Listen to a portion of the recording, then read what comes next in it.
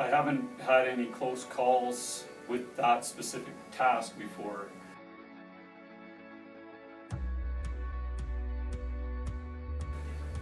Probably my mind wasn't on the task at all.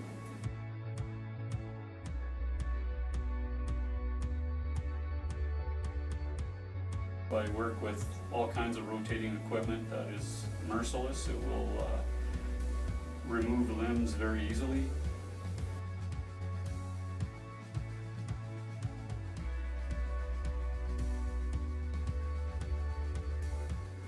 My attention level is definitely much higher when I work with those roller boxes now.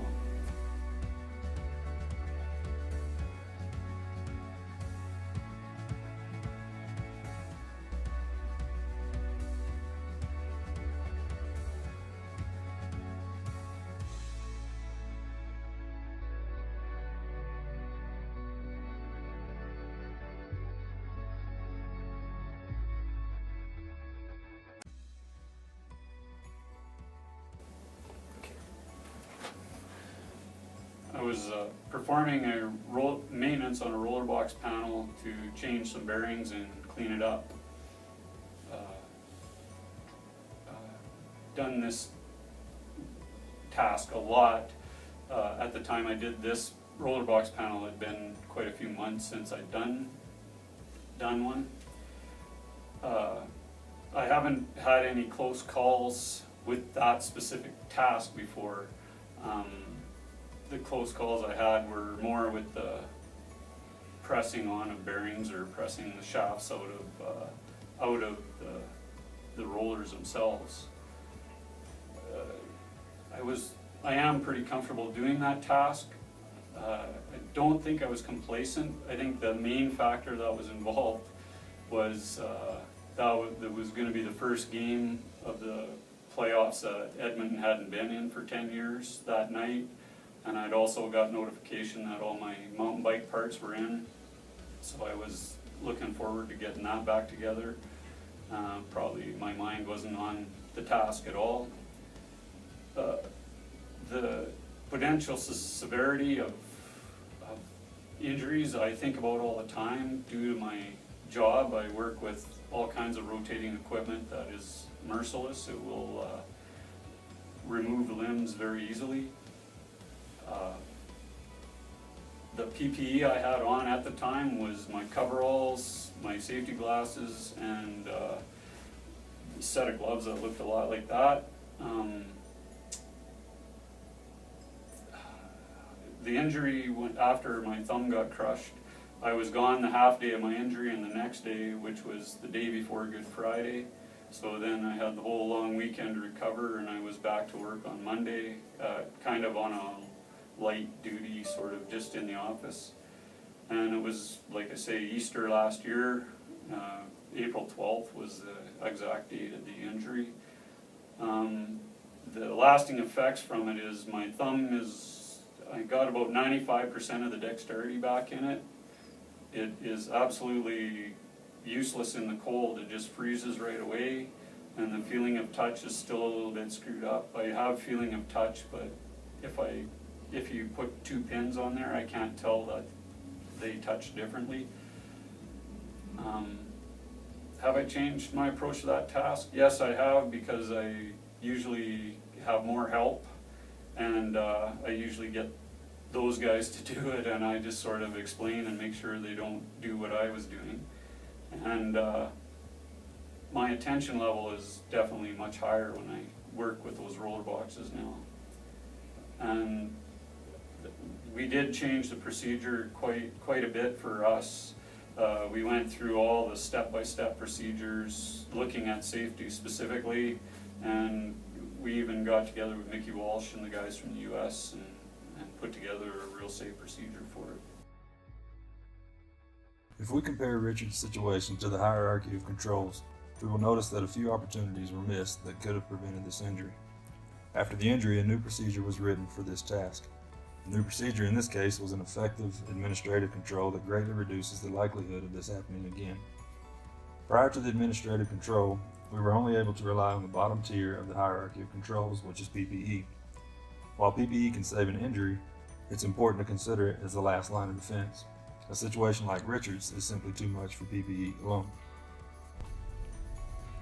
The potential severity of an injury involving a roller box is very high. You may remember the simulated hand and glove shown here that we sent through a roller box last July as a demonstration of PPE limitations. Although Richard's injury was significant, it could have easily been much worse. Now we'll take a closer look at the simulated hand as we remove the glove.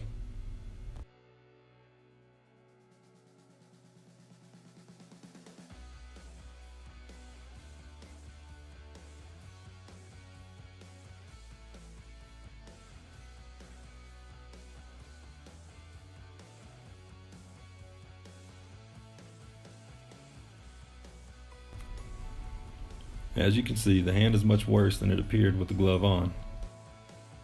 As we remove the glove, it's important to notice that each finger was greatly affected as well as the metacarpal bones near the wrist. This injury is much more severe than a few broken bones, lacerations, and the amputated middle finger. Sustaining an injury like this is guaranteed to change your quality of life.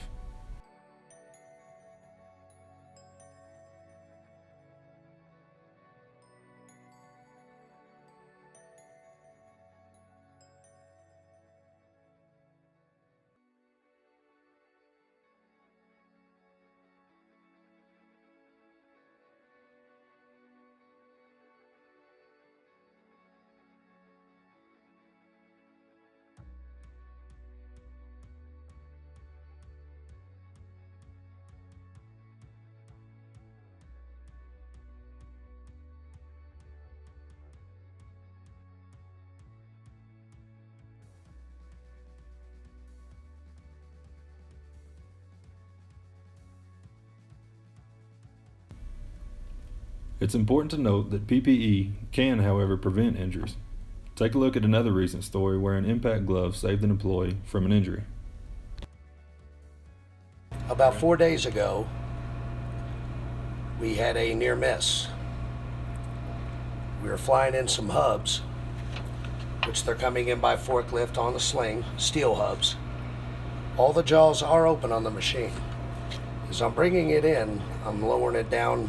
We're setting it in, and I'm holding on to it because I don't want it moving, because he still has tension on the cable. As I'm coming down with this jaw, I release my hand off of it to come. I try to do it in one motion to grab this jaw and come up to close it. But I was doing some taps, and I had oil all over my hands from tapping thread. And at about this point, my hand is here, and at about this point, it slipped out of my hand because of the oil. And believe it or not, it didn't hurt my finger at all. I guess it's doing its job. Without the impact glove in this situation, we're probably looking at broken bones, bruises, and lacerations. In this situation, matching the glove to the hazard successfully minimized the impact and saved Carl from an injury. There are a few key points I'd like you to take away from the stories in this training. Number 1, ensure a proper hazard assessment is completed prior to the task. Number 2, maintain your focus on the task, and if unable to focus, do not begin the task. Number 3, always match the glove to the hazard. Number 4, ensure behavior observations are completed. The hazard and the injury we reviewed could have possibly been identified through the BBSO process. We'll touch more on this next month for hazard recognition training. If you have any questions, concerns, or suggestions, please reach out to your safety department.